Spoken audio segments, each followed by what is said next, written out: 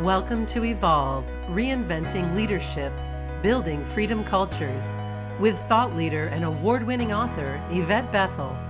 This podcast provides you with insights and ideas you can use to reinvent your culture through trust and the principles of interconnectivity, flow, and balance. At a time when the world is rewriting the rules of work, traditional leadership practices are not enough. It's time to perceive persistent challenges through a new lens. It's time to evolve. Welcome, everyone. Welcome back to Evolve, Reinventing Leadership, Building Freedom Cultures.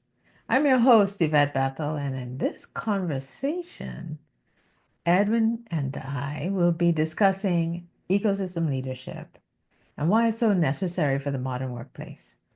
Now, my name is Yvette Bethel, and I'm an author, thought leader, speaker, consultant, and instructor. My thought leadership work is linked to human ecosystems, and today we will be introducing the IFB ecosystem model of leadership. Now, Edwin is joining me, and he's a co-host, and for this, he's also an adjunct professor in business. I don't know if you want to say where you are. Edwin. No, it's okay. Okay. I'm good. He describes himself as a higher order thinker focused on transformation. And Edwin's expertise is in emergent topics such as quantum, as well as traditional domains of knowledge. And this gives him insight into an organization's future potential. So welcome back, Edwin. We've had conversations several years ago, maybe 4, 5. Mm-hmm. It's been a while, but It's good to be back, Yvette. yeah, it's really good to be back. And if you can say a little bit about quantum and what that has to do with, ecosystems, because it's really that's how our conversation started. We could just kind of make the connection. Sure. I think, when we speak, you're going to hear that I'm very philosophical. And I come back to a philosophical question often, like, what is the meaning of what we're talking about? And through that journey, you start to realize that we look at reality through metaphors. I don't know if that makes sense. So the ecosystem is a very, very functional metaphor that's rooted in how nature actually works. Mm-hmm. So that's one of the reasons we may talk about kind of using this metaphor as a way to transmit meaning. Another aspect of nature is actually quantum physics. It describes nature very, very well. And so it gives us kind of functional schema in which we can look and examine the world. And it kind of pulls out some insights into the world about us when we look at things using these different lenses. So I think we're going to look at things through 2 lenses tonight. Yeah. And from what you're saying, it sounds like it's 2 lenses that kind of merge into one. Because with human ecosystems, they're alive, and organizations treat and organize the team as though it's a thing, but it's actually a living, breathing kind of entity that Indeed. it has a culture, which is a personality, has a mind of its own. Certain things it'll allow and certain things it doesn't. And what's interesting is you can have different people leading the same company over multiple years, and the same kinds of things that the organization will allow or disallow kind of stick around. They're embedded in there somehow, and Right. into the personality. So it is a living thing. And it's responsive or it will reject. Right. So as you're talking of that, you are using this idea of our person, our body, as another metaphor. So we have the ecosystem and the body. And I think where I bring the quantum in is quantum deals with complexity. Mm-hmm. And so whether we're talking about the human body or an ecosystem, they're very complex, alive systems, like you're saying. So Mhm. some of the kind of the schema that we can take out from a quantum perspective, like dealing with paradox, for example, those concepts translate very well into these other paradigms, the ecosystem, the anthropomorphic conceptualization of an organization. So I think what you said, we can look at the same thing from different perspectives, use these different lenses to really dial in on phenomenon in organizations that are complex and we need to understand. Yeah, I think the model that I designed to kind of work with this understanding, because it's multi-layered and, as you say, complex. It actually takes well, I shouldn't say takes advantage of, but it works in harmony with natural laws that exist within all living systems. So three of them are highlighted in the name of the model, but there are actually four that, we take a look at with the model, and there are many more. But the three that we focus on are interconnectivity, because everything's connected. When you look at an organization, it's an organism, and different parts of it, they all interconnect and kind of affect parts that people don't always think about. So the first part of the model is interconnectivity. Um, the second part is flow, because those connections come together in a way that allow or disallow flow, or kind of impede it. Well, that's disallowing. Well, impede it so that or circumvent it. And then you have balance, where there's a dynamic balancing effect that happens with the flows and with the lack of flow. The organism starts to balance itself and find some form of homeostasis so that it can survive.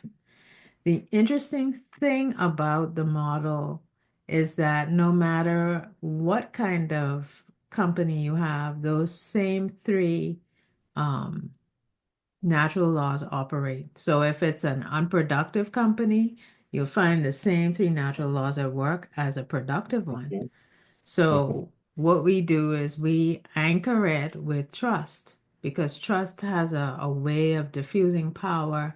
It has a way of making things flow differently and more effectively. And it really facilitates creativity. So that's a mhm. big nutshell, of the model. Um, and I think my question to you is, from a quantum perspective, what are your thoughts on that? Well, again, I think when we use these different metaphors or models in your case to describe something, we're getting a perspective of the same thing. Hmm. So we should expect to see some resonance in those kind of theoretical conceptual models. And I think when you look at quantum, we've all heard the phrase wave particle duality. Well, our current worldview is based on kind of, if we want to say, particle physics. Well, Most people don't. before you go on, please explain what Yeah. quantum is and wave particle, because Okay. not everybody's familiar with that. Right. So I think when you say the word physics, it's uh, everybody understands that to be classical physics, shooting a ball through the air and trajectories and forces and velocities, things like that. Um, that way of thinking, that way of structuring things has kind of translated into how we think. So it's the discipline of physics creates kind of metaphors that we can use to understand the world around us. So Mhm. the particle physics is the particle in the wave particle duality. The other side of that, the wave, is kind of the fundamental metaphor of quantum. Okay, and a quantum is a piece of a particle. So it's the breakdown of the particle.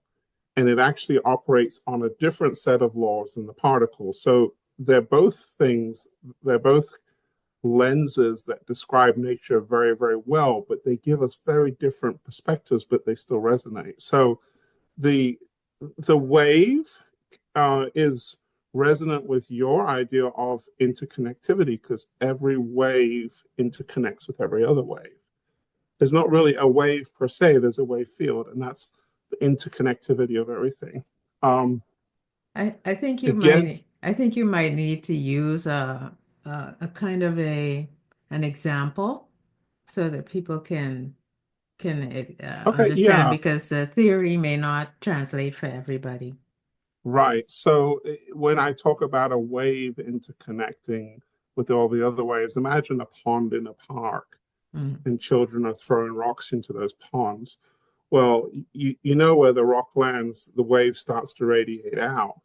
But as those waves radiate out, they merge with each other. Okay, right. they basically pass through each other, and Hmm. they will continue to interact in that pool and reflections of the waves. So once those waves are created, they are interconnected. So this is kind of how we derive meaning from the metaphor of the wave. We can think about a pond and things like that. I think with the wave too, it shows layers because as the wave kind of, reverberates out, uh, and they start to merge and integrate, that's how the interactions within an organizational ecosystem actually happen. Right, And it's hard to separate in some cases some of the or make distinctions because everything is so interconnected. right. And so what you just said there is it's the reality is things are hard to separate. And I think Mm, when you look at the quantum and its approach to complexity, it kind of acknowledges that. Whereas the older type of thinking is very much about only looking at the things you can separate out. So mm, we take it and we study this individual thing, mm, but which is useful to know this. But mm, what we're not understanding is the thing within the relationship of all the other things. you know, So this I, is why I like the current approach, like management science and everything like that, tends to, I mean, it does well at some things like maximizing profit, but in terms of organizational dynamics, it really struggles to get to the truth of the matter. yeah, because in actuality, interconnectivity, flow, and balance are not linear. They're actually overlaid. So Right, you have the interconnectivity happening that's creating flows. It's not, it could be sequential, but it could be kind of overlaid. Um, right, so it's I think in ecosystem leadership, you have to start to see things different through a new lens. It's right, not the right. same linear kind of approach. And I think you used this. I think you said something about these linear kind of approaches in one of our very old or past Right. conversations. I shouldn't say old, but certainly one of our past conversations. Do you want to share on that? Um, yes, I think again I look at it like philosophically and metaphorically. If this older style, the scientific, classical scientific style of thinking is about the particle, you take one particle and you put another particle and we just create a straight line between them, and that gives you a kind of linear model there. And uh, we esteem linear thinking as if that's the perfect form of thought, right? So Right. we've idealized this and we pursue this singular direction. When you shift over into the the quantum metaphor, waves are nonlinear. That's in a sense they're the antithesis of the linear. So the wave is nonlinear, and it gives you a whole, tapping into that metaphor gives you a whole um, new perspective on the same dynamic. So, when we talked about interconnectivity, we have flow. And I think one of the things as you really start to question what is the meaning that we can pull from a quantum construct, one of those one of those things is what you call flow. Okay. Mm-hmm. We go from being very point oriented. This is the end point. We're reaching that, and that's really all we care about is that end point, to this concept of the wave, which is an ongoing process. And that is that process. I use the word process. It's the same basic concept as flow. What what Um, what about a circular cyclic? Because you're using wave, but I think people sometimes yes, see it as a circular kind of thing where yes, seasons or cycles right, happen within. Yeah, if you can use that too as a metaphor, that would be right. helpful. Yeah, so actually, if you were to draw the action of a wave, uh, but you weren't displaying time, like a wave goes like this over time, right? Mm-hmm. If you don't show it in time, if you just show position, it's a circle. Mm-hmm. So in fact, the circle is just another way to represent a wave. It's just showing it like without change over time. It's just the kind of the mechanism. So, for example, Ray Dalio, who's been writing lately on economics, his metaphor that he describes economic principles is the big cycle, right? So he's Mm-hmm. effectively tapping into these other structural metaphors instead of thinking about the linear thinking. That's right. um, we're now he's now looking at economics through this quantum metaphor, and I don't know if you've read his recent book, but it is fantastic thought, and it's quite radically different Mm-hmm. in its outcome, and how we got to that point was just using a different lens. So whether Mm-hmm. we're using your model or a quantum model, it's giving valuable insights. Yeah, And because I think in making it practical, what happens when you use a model like the IFB model? mhm, You start to have a whole new view of the organization. You start to see it through a new lens. Things that you didn't notice before become more apparent. And so you can address them. That's the point. yes, Because and I will otherwise, oh, go ahead. no, um, I think what you just said, that the need to address them, um, in the end, if we are not working or running our organizations based on this kind of shared understanding, your IFB model or quantum model, whatever. But if we're not aligning our actions with, kind of loosely saying, the laws of nature, how things work in Right, reality, right. uh, we're not going to get what we want in the end, because nature's the for example, human nature, how people truly behave, Hmm. isn't going to change. Okay, if you're not managing the situation well, you're not going to get the outcome you want, because human nature is what it is. Or what will happen is what I see in organizations quite a lot, where you'll make the change and it looks like a change, it smells like a change, you know, but Yes, it's all superficial. And so right, something happened externally, but internally and under the surface, everything's still the same. right. I think there has to be this willingness to shift to dealing with more complexity in your model, Mhm. which is what you're bringing to the table, because you know 100 years ago, organizations were much simpler.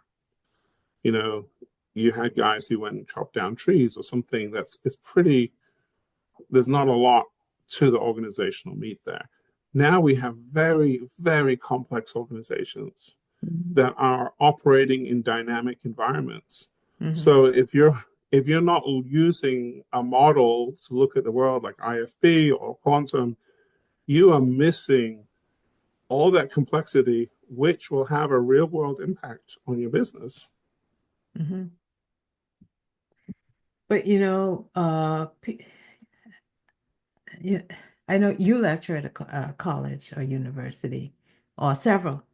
and I guest lecture, and some of the lenses or theories and models that are taught there are things that I learned back in the 80s. Like, for example, I lectured at a college the other day, and they're still teaching theory X and theory Y, which to me is Right. like mind-blowing because you have different generations, ways of thinking, all kinds of things have changed since those theories have come out, but yet they are still what's being taught, which means that the people that are learning this are learning that, people are lazy, or, some people are not, or whatever. And I don't think it's that simple, to your point. It's not that it's not that simple anymore. It's not. Right. So there may be some, I don't even know that it's laziness. They just may not be motivated because different things are important to them than used to be when the traditional models were made, Yeah. you know? Well, I think there's um momentum has great power. So when our mindset is going in one direction, Mhm. and in a sense, that direction going back to like particle physics, it's a momentum. It's kind of set where our mind is going to go. So even though academia progresses, those structures that Affixed. they assume are pretty like rigid, and so you really don't see much deviation, even though we know better now. Hmm. I know. I mean, in uh, in physics, they still talk about um, electricity as a particle. That's not true, but Hmm. it's so important to stay within that kind of structural metaphor that everything else is taught in, that we kind of overlook those things and we miss the opportunity to gain new insights. Yeah, because the structure becomes the lens. Yes, And yes, whether they're aware of it or not, it's the lens.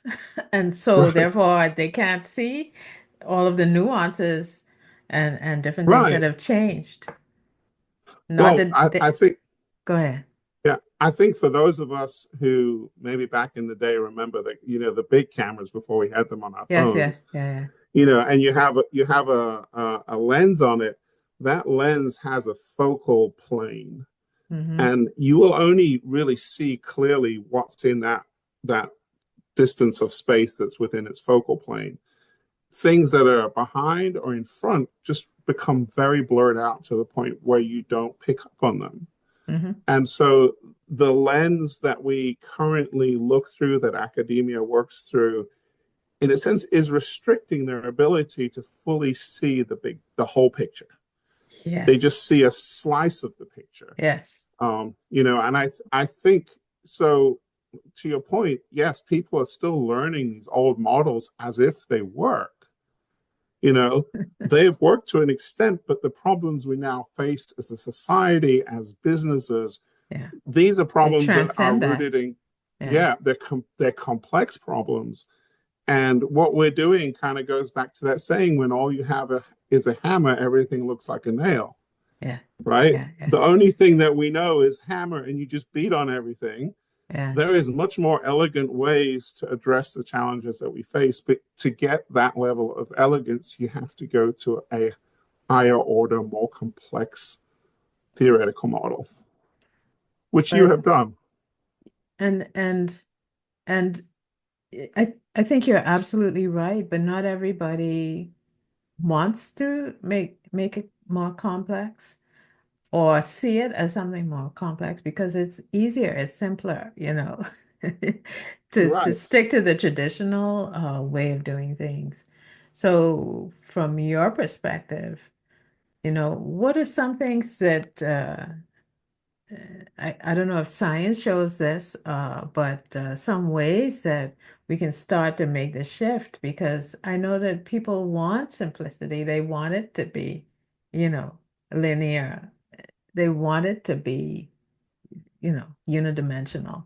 Like, Yes. how do we make this shift and make it simply and practically? Because it's not, people want a practical solution. Right. Right. And I think this is quite a challenge, I think, to translate the conceptual understanding down to the practical. Hmm. Um, but I think we can, how do I approach this? We can recognize that there are problems that we face or our industry faces that are kind of existential problems. And we need to look at those problems with a different way of thinking. Hmm. So, for example, if you take the retail industry, the bricks and mortar industry, I mean, that was a train wreck that was visible a long time before it happened. Yeah. I think that when people find themselves in these positions, for example, people at OpenAI, today, their reality today is much, much different than last week, right? Because China just made such an astounding move in AI that it just upset the whole apple cart. Hmm. Now they're going to have to go back and say, okay, we need to deal with a different situation. Our old assumptions didn't work. We need to look at those new assumptions. That's right. And I think what I'm saying is that the probably the first step when people are facing complexity is to ask themselves, what are the assumptions that I'm working on? Hmm. Okay. And to challenge themselves to justify those assumptions. Um, so, for example, an assumption in business is growth. Um, we're going to start a company and we're going to grow the company and we're going to keep growing the company. That's kind of the assumed approach to business.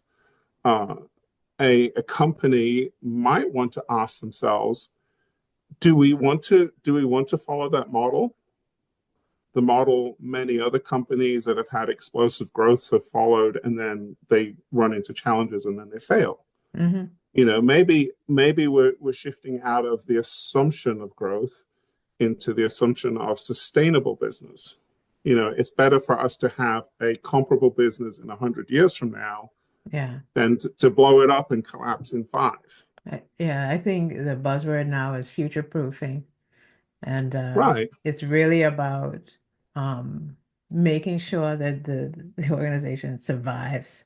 Because with the way that the whole environment is so unpredictable now, Right. you need to be able to move and shift and not be kind of consumed by it, uh, losing your footing because there's so much going on and there's so many layers of it that responsiveness is now it's not a choice anymore. You have to be able to be responsive, and I think the pandemic taught us that.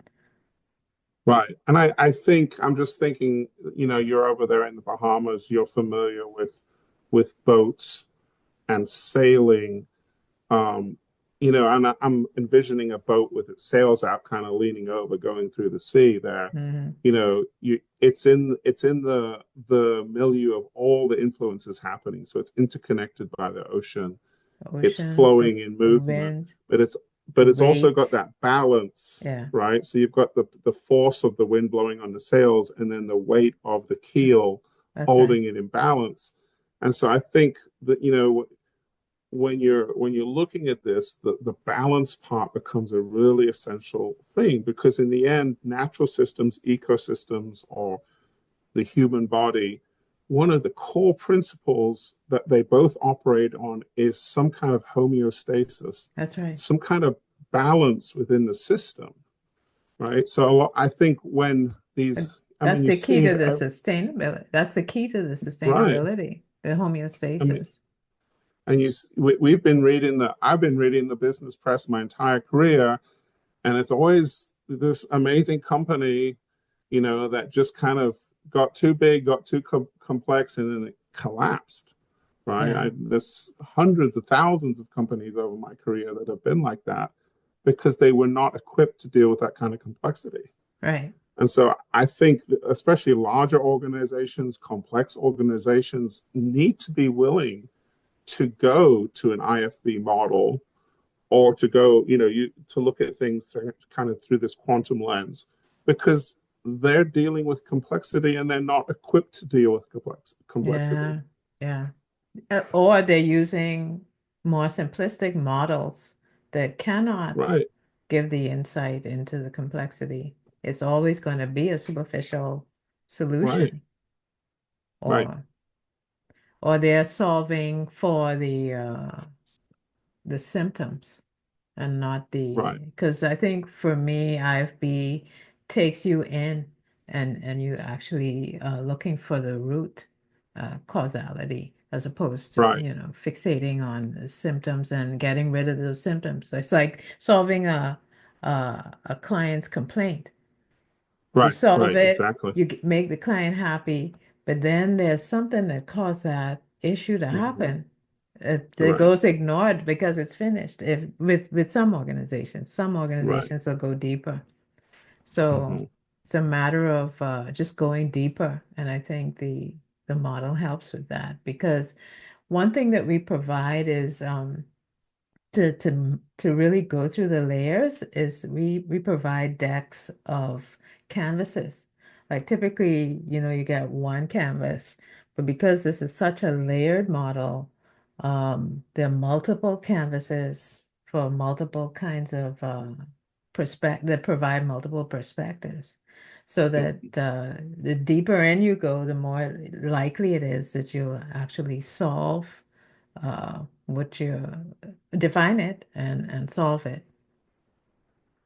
Right, right. It's yeah, but I think to me it just becomes really clear like we've got these mindsets and Mm. people are not really it's almost like having to learn another language. Exactly, Like it exactly. takes that level of effort to transform your thinking. Yeah. Uh but I think that's relevant to a lot of organizations because again we can go back to look at the history of the business press over the last 20 years.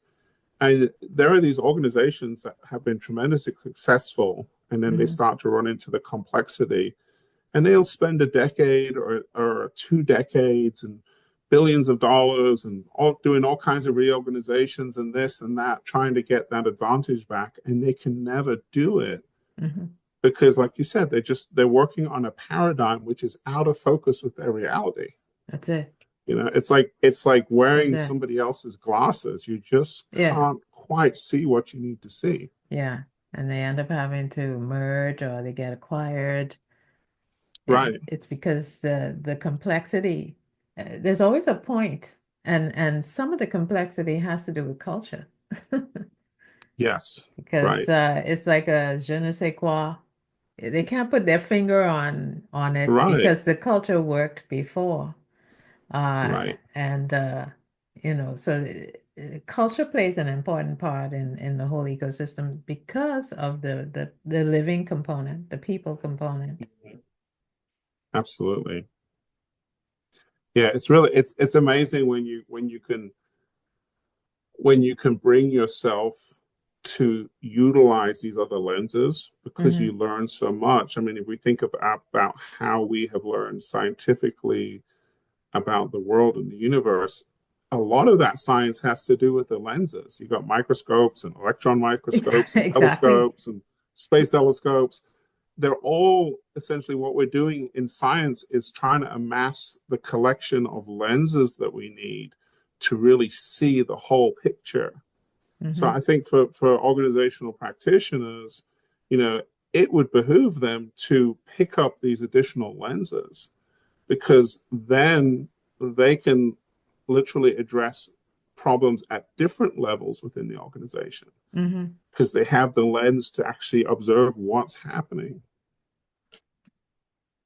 Yeah, it's always going to boil down to your lens and your capacity to see systems because I think people see problems and then they try to solve the problem But if they can, and they see the problem as something maybe as more static than it actually is. When you Right. start to look at it and start to see how interconnected that challenge is, and what's what are some of the, peripheral kinds of connections that contribute to holding it in place? For example, a lot of people try to solve interpersonal challenges within a team, right? They'll Right. bring in coaches, they'll do training and this type of thing, but they don't look at the structures that are holding it in place. They don't look at the assumptions that you spoke about that are holding it in place. So even if you do the work, the interpersonal work, um, it's still it's like elastic. It'll just like snap back into place because the system and the structures were developed based on assumptions and a lens Right. that Right. that that that and therefore it's designed to hold it in place. Right. Right. Yes, and that's what it happens. In a sense, you're you're you're trying to yeah, you're basically reinforcing the root problem there, which is the Yeah, perspective that's happening. I think it's fair to say at this point, most of the practice of organizational leadership and management is based on those outdated ideas. Marketing, I mean, whatever the fields we're talking about, finance, marketing, blah blah blah, they're hmm all rooted in this very Just limited paradigm. hmm One of the you use the word static. I mean, that's one of the artifacts that comes with that way of thinking. yes, It's very yes, static, yes, and it's simplified down to a single variable, customer satisfaction score or profit or whatever. yes. And it's a static thing that they're kind of looking at it like it's fixed. You have to ask yourself, am I dealing with a simple system or a complex system? And if you're dealing with complexity, whether it's human complexity or technical complexities, whatever size or however that comes to be, if you are dealing with complexity and you're using those old tools, you are missing what's going on. You're approaching, yeah, you're approaching every problem you have with that hammer and surprised by the results. I think too, people misunderstand or conflate the fact that simple doesn't mean small necessarily. You can Right. have really complex, Mm-hmm. small organizations or small systems uh, Mm-hmm. with all kinds of layers of things going on. Right. And Right. if you don't have people that understand the layering and how to kind of pull it apart so you can take a look in. Right. Right. Again, it's still a challenge because that assumption that small means simple, it just doesn't work in today's environment. It may be, Right. Right. but you Right. can't assume that up front. Yeah, I think that's why we see creative firms generally are quite small Hmm because that intensity of human interaction becomes so complex that it hmm kind of there's a natural limit to the degree of complexity that people can handle. So Right. very, very intensive interaction type organizations are going to be relatively small and still deal with that same level of complexity. hmm hmm So there's a lot that needs to happen in terms of shifting the lenses or, the way that we see the world, a worldview or a business organizational view, Yes, right, whatever you want to call it. right. It's lots of work, and I think people who are serious practitioners in their field need to be looking at this. Yeah. But the question is, who's a serious practitioner? I think everybody thinks they are, but everybody's busy. With my clients, everybody's always busy. Like, Right, where do they find the time? They don't have the time to go deep.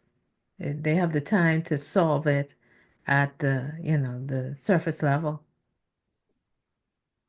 Yeah, yes, and I think that in a sense, like we talked about, the mindset tends to reinforce itself.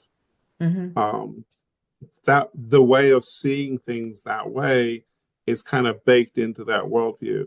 I would say you don't have the time not to do this. This should be a priority, especially for anybody who's really at that leadership level. I mean, there are, if you're talking about like a big business, of course, there in the end it becomes very task oriented, and those people Mm. need to get their work done. So you can't have 500 managers, devoting half of their work week to these existential questions. But the people at the top of the organization should, because in a sense, that is their job, is to provide wise leadership in complex times. Well, And let me give an example.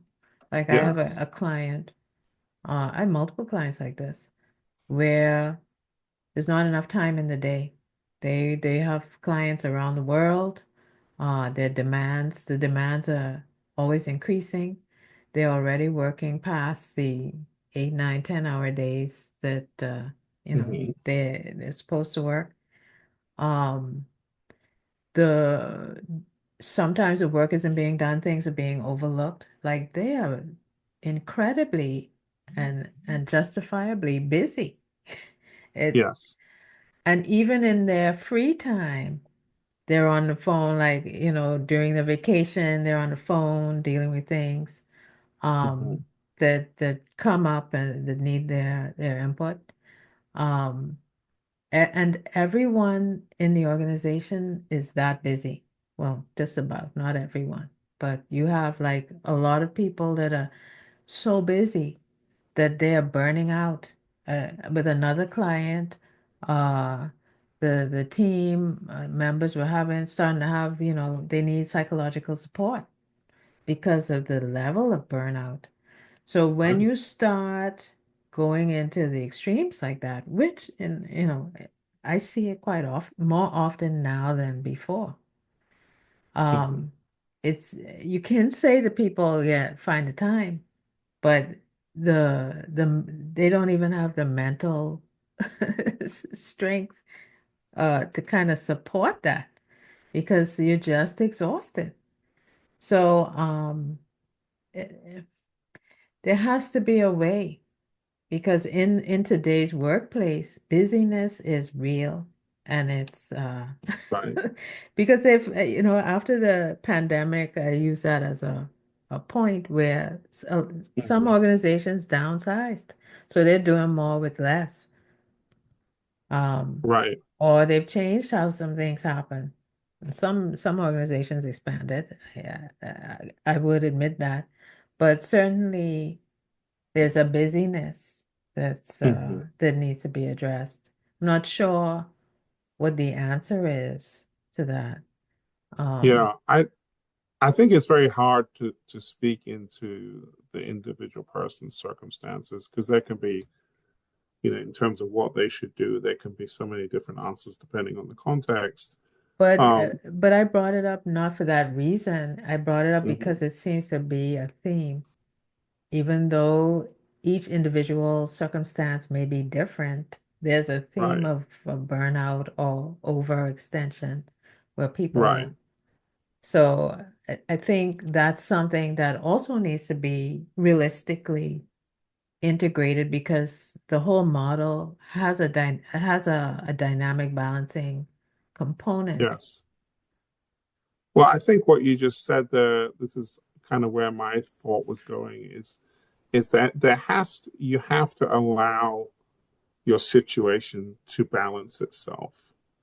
You have it, okay, the pressures are there, but you're just kicking the can down the road when Right. you don't allow those pressures to adjust your behavior. Um, and I I think that finding the time, or well, maybe finding the time is not the right word, because they're strapped for time, but giving yourself permission to adjust the balance. Like, okay, we had a goal of 20% profit this year, and everybody's burning out, and we're going to lose our team next year if we don't back off of that. Okay, I mean, maybe taking a 15% profit this year and retaining your team is a really good trade-off. Mm-hmm. Okay, That makes so allowing your organizations, instead of fighting the challenge, allowing that to feedback, and we're talking about that cycle again. mm-hmm. Why is this becoming such a big problem for us? Mm-hmm. What's the assumption under there? Is it like just we're going to grab as much money as we can at this moment because it tends to be feast or famine in our industry, or what? Look at some of those assumptions that are kind of keeping you tracked into this situation that you're never able to get out of. I mean, what you're describing is a negative feedback kind Right. of a cycle where you Right. push to a point, and then people start collapsing. But I think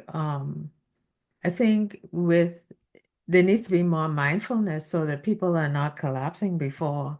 That should Right. not be the threshold. The threshold should Yeah. be much earlier than that, so that you can sustain performance over a long period of time, as opposed to burnout and then people are falling out and then sick, Absolutely. and then you get turnover and other issues. Right. Right. I think, Or quiet quitting, which is something that's happening more now, where people just give up and they stop making an effort. right. Yeah, allow, that feedback is really, I mean, no engineer would ever design a complex system without the feedback loops in it. In our Mhm. vehicles, we have temperature sensors and this and that, because one of those parameters gets out of whack and everything gets ruined. Yeah. Right. So, in a sense, when we're building these organizations and we're not accommodating for that feedback in our kind of direction for the organization, it's like, okay, I'm just going to cut the temperature sensor wire because it keeps buzzing at me. I mean, yes, we can But get a temporary fix to solve the symptom that we're, the annoying buzzer, but at a long-term substantial cost, our engine gets wrecked. But they are building in the feedback. I think they ignore it because it comes in the form of complaints, and nobody wants to hear complaints. Right. Right. My approach to complaints is listen, connect the dots if they can be, to see if there's anything in there that's valuable, Right. and Right. then let the rest of it go.